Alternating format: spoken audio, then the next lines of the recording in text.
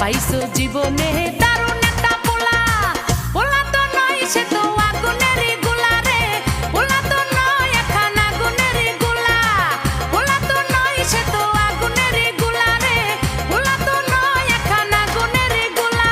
নান্টু ঘটকের কথা শুইনা অল্প বয়সেই করলাম বিয়া। নান্টু ঘটকের কথা শুইনা অল্প বয়সেই করলাম বিয়া। মুরব্বিরা কইল সবাই নো টেনশন নো চিন্তা, পাইছো